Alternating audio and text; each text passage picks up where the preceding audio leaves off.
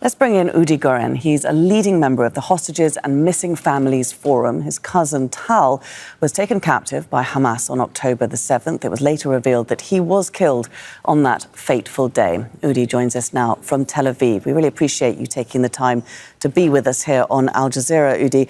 I'm sure that you've watched the video of Sasha released by Palestinian Islamic Jihad. I understand this is the third time that he has appeared in such videos. What is it like for you to see them?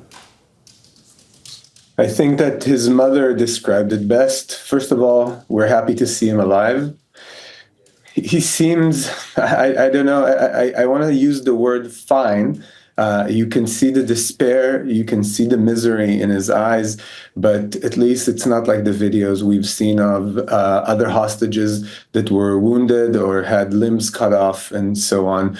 So, you know, it's on the one hand, it's this little glimpse of hope, that a reminder for everyone that they're still alive, they're still there, even though my cousin is not alive anymore, but many of them are, and a really powerful reminder that we need to do everything in our power, we as in Israel and our allies, to bring them back home. I mean, when he says that he's scared that the Israeli army is putting his life in danger, I mean, of course, we must remember that he is likely speaking under duress, but equally, the captives there are suffering under the same conditions that Israel is imposing on the Palestinians. So what pressure needs to be put on the government to release them and end the war? It's an excellent question that we ourselves are dealing with daily. You must remember that many of the hostage families, including my family, are people who live in the Western Negev, right on the border of Gaza.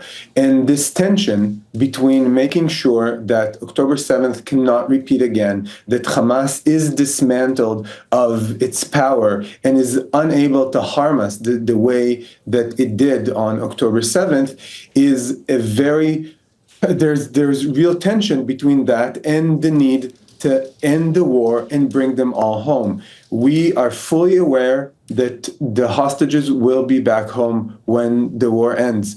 And this is why we must think, we as in Israel, and again, our allies, Israel and Hamas, are not the only ones dealing with this thing. And we must all think of creative solutions that would bring everybody home, including my cousin, including all the hostages, dead or alive, and will maintain the safety of Israelis in the Western Negev. And I'll say more than that. What you speak about, when you speak about the Gazan civilians, this is also something that many of us keep in mind. The images out of Gaza are horrific. I take no pleasure in seeing them. I wish that the war is over so Gazan civilians could end their misery as well. But unfortunately, it's not just up to us. You know, Hamas has been offered the opportunity to give up its arms, bring back the hostages, and that would be the end of the war. Well, it wouldn't really, would it? Because also Netanyahu has imposed many more conditions than Hamas initially agreed to. Indeed, the UN Security Council accepted. You know, I would say this. At the end of the day, Israel is working under international legitimacy because we are still fighting for these two objectives. We must make sure that Hamas does not impose a threat on the day that the war ends, and we must bring all the hostages back. And if Hamas would take the initiative, and I want to remind you, we can have a very long discussion about the history, but I do want to remind that October 7th began with Hamas committing crimes against humanity on Israeli territory. And we can have a very long discussion about that because, of course, the other side is that Israel is responsible for... I'm sure we don't have the time We don't have the time now. Let's just move on to how disheartened you must feel that Netanyahu didn't seize a window of opportunity to set those ceasefire talks in motion after the killing of the Hamas leader Yahya Sinwar.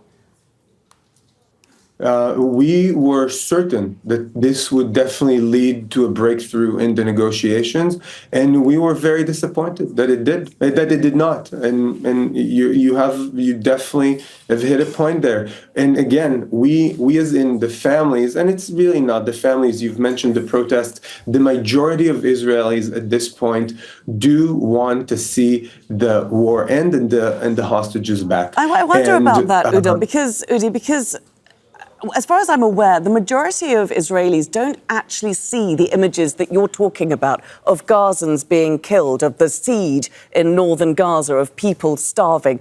They are not getting that through their media on their TV screens. But I think this is you're describing a phenomena that unfortunately is globally is global and it's everywhere. People are fed their own media, and it's true to Israel, and I think it's true to everywhere in the world. You see divided societies that within the same country people are fed different media types and different information. But I would say when you think about the Israelis, you must remember that the burden and I'm not trying to compare misery, okay?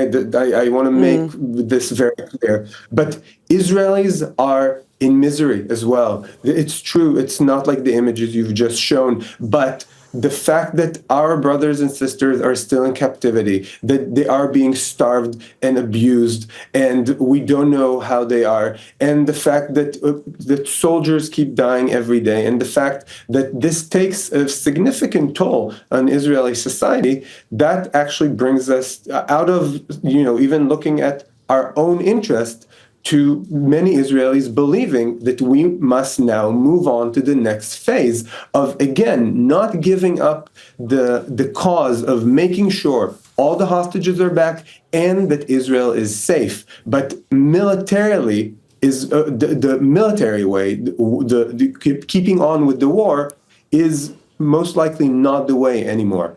Do you feel that the captives, the state of the captives still in Gaza is taking a toll on Netanyahu, that he is still prioritizing their release?